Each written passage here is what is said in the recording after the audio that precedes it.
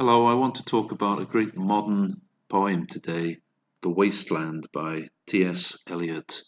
What I have to say will be based on an article I wrote some time ago called Victorian Sensibilities of a Young Poet, The Case of Eliot's Wasteland. Introduction. I first studied The Wasteland many years ago as a new postgraduate student. At that time, I naturally enough bought into many of the usual platitudes on this piece. It's all about the hopelessness of the post-First World War situation. It's about the decadence of Western civilization, which after the First World War had touched rock bottom. It's contrasting the rich cultural heritage of the past with today's moral and cultural turpitude. In fact, The Wasteland is about none of these things. It is the intimate record of a poet's bleak depression due to his inability to cope with the sexual and sensual life he longed for.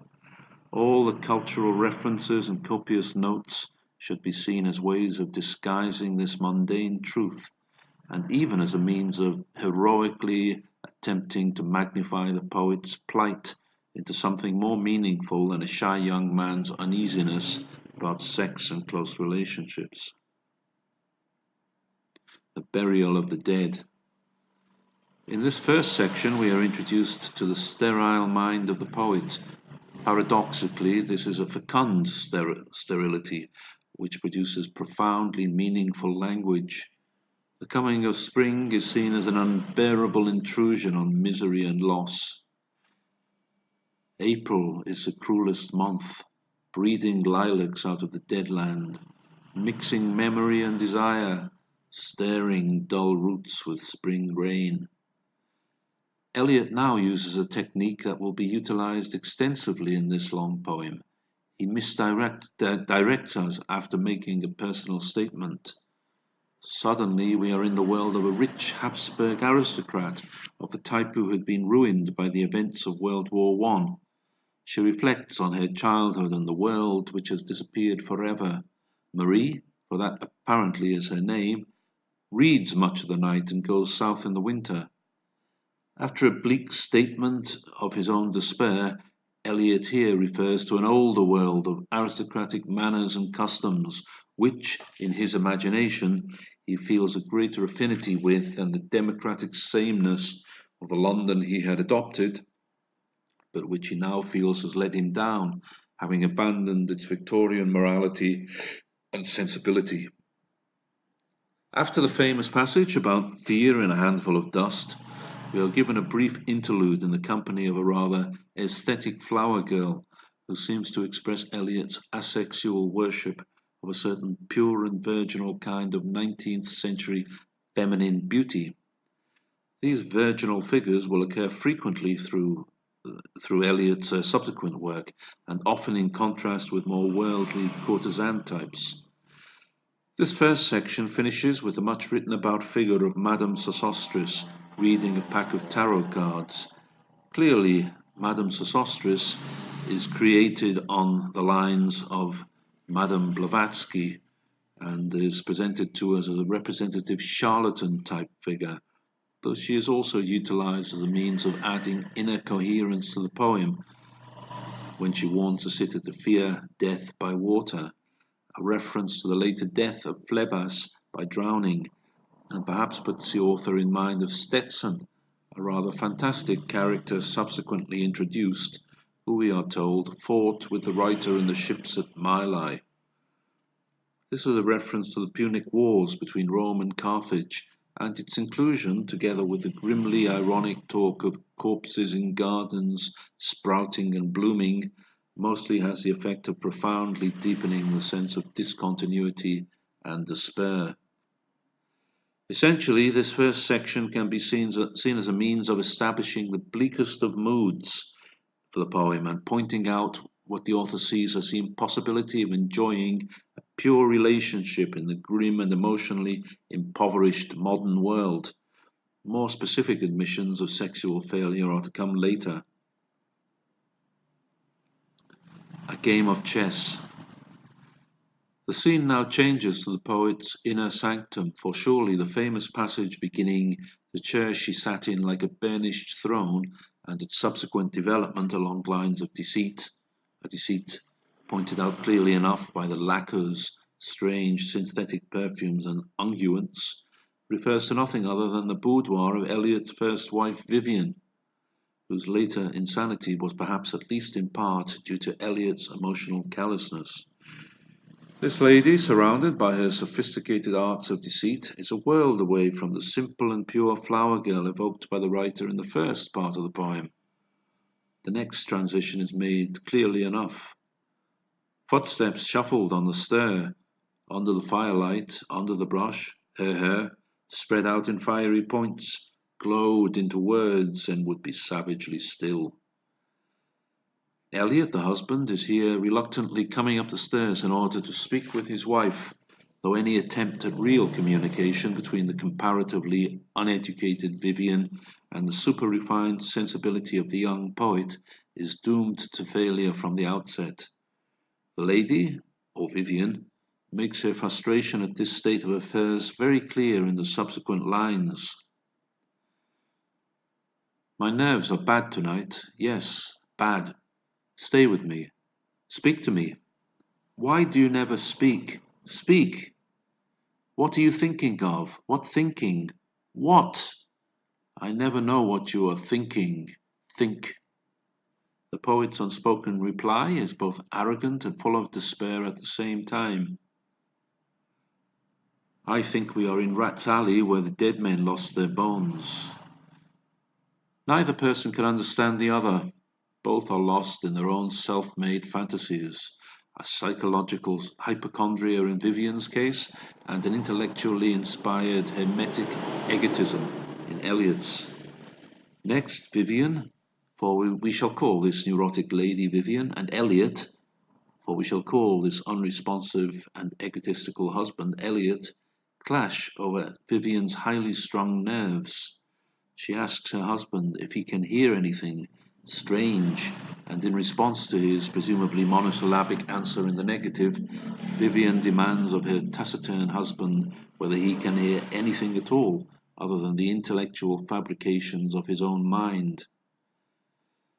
Are you alive or not? Is there nothing in your head but, oh, that Shakespearean rag? It's so elegant, so intelligent. Immediately Vivian's anger dissipates into despair, and Eliot's psyche retreats into the meaningless recital of the day's events that will provide him with some kind of warped protection from his wife's vulgarity. What shall I do now? What shall I do? I shall rush out as I am and walk the street with my hair down, so. What shall we do tomorrow? What shall we ever do? The hot water at 10, and if it rains, a closed car at 4, and we shall play a game of chess, pressing lidless eyes and waiting for a knock upon the door. The next section, that takes place in a pub, is probably the least successful in the poem.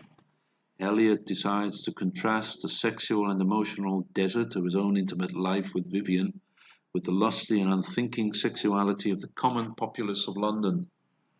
Here, working-class people speak of their lovemaking and their children. If an over-refined sensibility prevents Eliot from fully engaging in the sexual act, and this is a reality we come back to again and again in this poem, then his plight is mocked at by the sheer fertility and sexual lustiness of the poor. One feels there is not really much sympathy here for ordinary folk who were very much off Eliot's radar in any case, in spite of the apparently tender ending.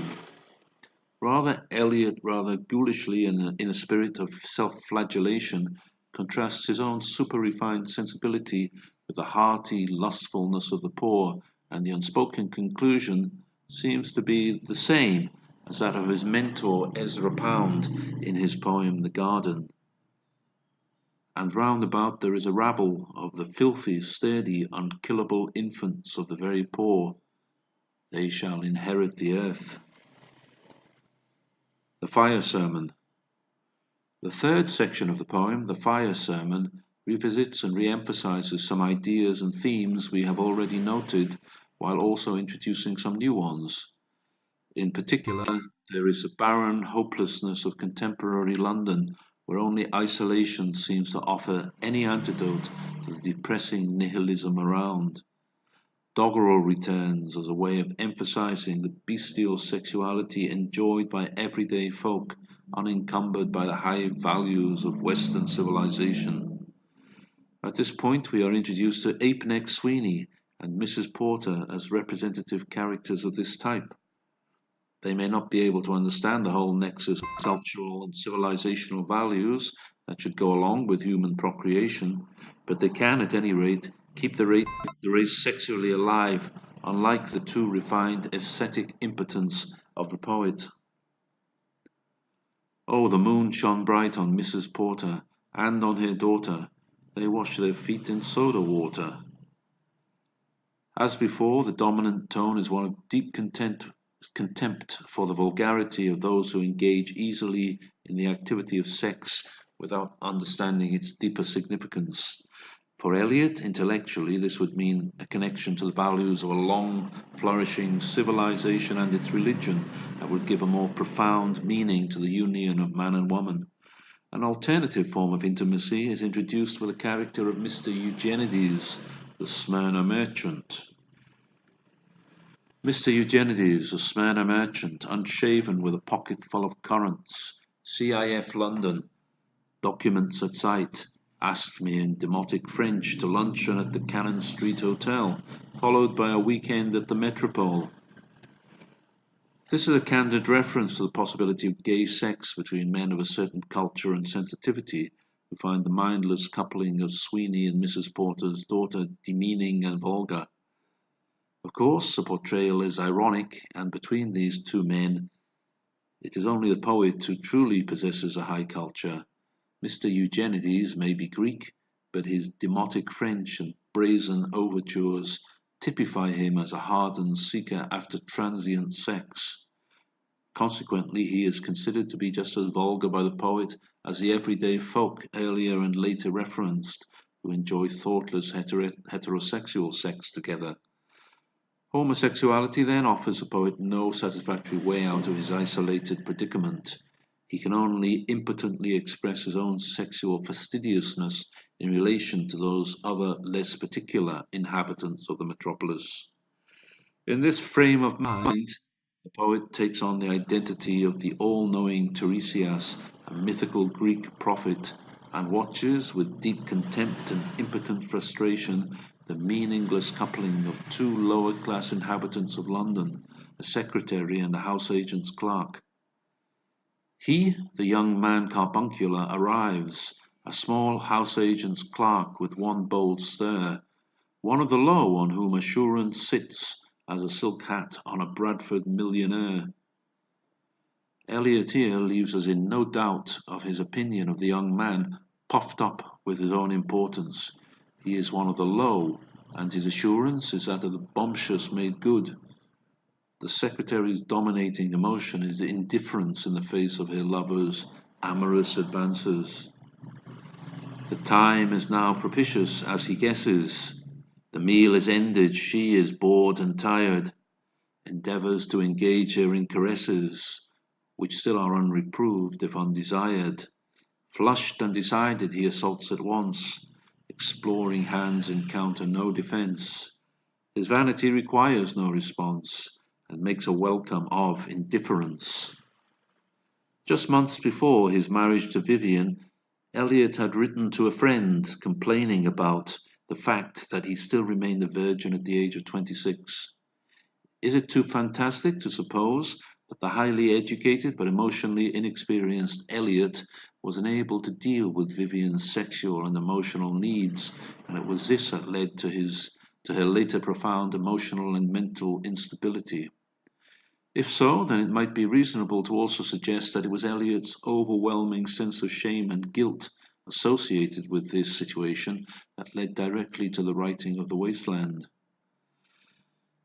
Being unable to accept or to participate either in the ordinary sexuality of everyday people or the arch gayness of the refined homosexual community, Eliot is emotionally thrown back upon his own hyper-aestheticism, which, like the flower girl, is able to give him no human solace.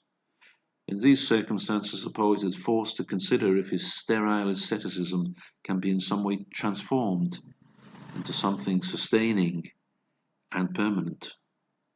In the Church of St. Magnus Martyr, we have the first stirrings of a religiosity which can be conflated or combined with Eliot's profound asceticism. "Oh, city, city, I can sometimes hear, beside a public bar in Lower Thames Street, the pleasant whining of a mandolin, and a clatter and a chatter from within, where fishmen lounge at noon, where the walls of Magnus Martyr hold inexplicable splendor of Ionian white and gold." Following this new trend of thought, Eliot sees himself as being purged of his negative emotions by the purifying fires of a new religious ecstasy. "To Carthage then I came, burning, burning, burning, burning. O Lord, thou pluckest me out. O Lord, thou pluckest, burning." Death by water. Thematically, the drowning of Phlebas refers back to Madame Sosostris, fear death by water, and also to Mr. Eugenides with his pocketful of currants, now transformed to current. This rather mysterious character might be seen as a transformed figure of the poet, now able, thanks to a growing religious belief, to die into life and so become human once again. Gentile or Jew, O you who turn the wheel and look to windward, consider Phlebas, who once was handsome and tall as you. Clearly, any suggested hope is very muted here. However, it is something to be able to die as other people often do, with faith in their hearts, and without the overwhelming fear of sexual union which has previously obsessed the poet. We should also not forget the purificatory aspects of the water as it picked his bones in whispers. The mood remains bleak and depressing, but there are also perhaps the glimmerings of a new hope. What the Thunder Said. In What the Thunder Said, the idea of purification through water is continued and expanded. The poet, who was lost in his own isolation, has now found a new means of escaping himself and his finally sterile ultra-aestheticism. His old self may be dying and a new, more stable self emerging, sustained and sublimated by the age-old veracities of religious life. After the torchlight red on sweaty faces, after the frosty silence in the gardens, after the agony in stony places, the shouting and the crying, prison and place and reverberation of thunder, of spring over distant mountains, he who was living is now dead, we who are living are now dying. The reference to the agony in stony places is clearly intended to remind us of Jesus in the Garden of Gethsemane, provides once again a clue to the new direction in which Eliot's thoughts are turning.